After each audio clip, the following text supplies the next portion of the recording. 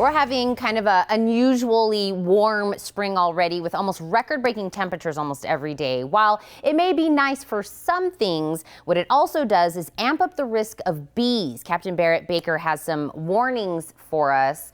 And I kind of want to put it into perspective because maybe you have these numbers for me. Could you give me like how many swarm bee calls you went on, let's say 2 Decembers ago versus, let's say maybe April, because April's a good warm month. So the fall season when temperatures decrease, the department itself, we might go on single-digit bee swarm calls. To show the opposite of that though, the month of April last year, we had 85 dispatches. 85? So I mean, yeah. And the majority of those are thankfully not serious issues. Yeah. But you know, as a bee myself, people swatting at me, I understand the plight, right? So there's a giant swarm of bees right behind you in that tree and it looks intimidating and people call all the time.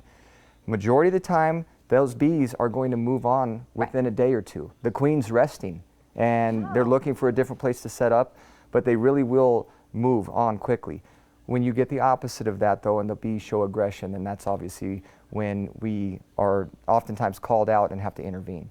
So that's a really good way to put this in. How do I know if I need to call you or if I need to call it, say, like a bee specialist? So we're walking down the street, having a little picnic or something on the way to the park, and we're going down a sidewalk and we're getting pinged by some bees.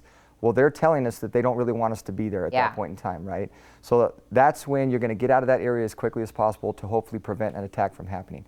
Now, if it's your private property and those bees have stayed there and they've set up camp, for lack of a better term, if it's your private property, that's when you would need to call a bee removal specialist and have them come out and do it. Now, if you're being attacked, then by all means, call 911 and we will come out, and they sting us too, right? I mean, we're not exempt from that. So we put on our full turnouts, we tape up our wrists and our ankles, we put on the bee veils. Really? And yeah, because I mean, when a swarm attacks, we're talking thousands of bees. And again, they're upset with us if we're going to go out there and have to take care of business.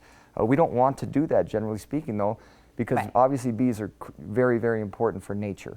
And so, you know, can't we all get along? That ultimately is the goal. But yeah, if the bees are attacking, then we will intervene. If they're, you know, just there, then hopefully they move on. But if they set up and actually have a hive in a shed in an attic, then you need to call a bee removal specialist to take care of that. And they can kind of do it in that and I mean, they'll come out in the same way and whatever techniques they have, but you know, they wear all of the protective equipment that they have as well. Hypothetically, if we do get stung, how do I take care of it? Because my first thing would be grab the tweezers. Yeah, well, let me tell you, you're not ready to be an EMT then, Miss Jennings, okay? I am not. Yes. But let's rewind just a little bit before that. So a single sting, you know, not that big of a deal. But if you get attacked by a swarm of bees, then you're going to become Usain Bolt. You're going to be Forrest Gump, right? And you're going to run and you're going to keep running. Right. Because that's the one thing that's going to stop the attack. If you don't move, they're going to keep attacking you. So run as fast and as far as possible. Try to get into shelter, be it a car, home, business, whatever it may be. Human nature, of course, would be to jump into a swimming pool. They will wait for you. And when you come up for air, because I'm not a mermaid or you know, a fish, then they're going to attack us then. So that's a misnomer that if you jump into water that they will leave you, but they will not. They will wait for you. They're patient little buggers, aren't they?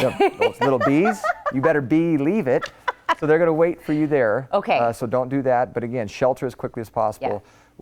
When it comes to removing the actual stinger, it's going to continue to envenomate you. So don't use the tweezers because that's going to make it worse. Get a credit card. Try to scrape off the actual sting area. And you know, if you have any sort of allergy to bees, it's a good thing to have like an EpiPen just in case. Scrape it off, put a little ice on there, and you should be okay. But you know, avoiding these situations is really what we want to do. So again, if they're pinging you, go a different direction. If they are attacking you, the other thing is that they're going to get you. And the number one thing you can do is try to cover your face. And that I've never been attacked, thankfully. Thankfully you haven't.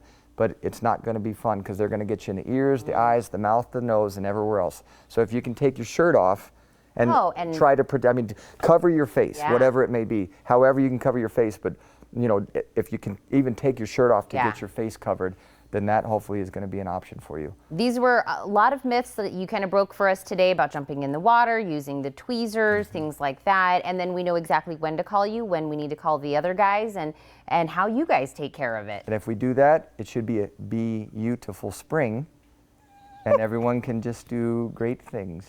This is why I love it when you join me on the show. Captain, thank you. Thanks, Tina. For more safety tips from Barrett and his team, you can go to TucsonAZ.gov/fire.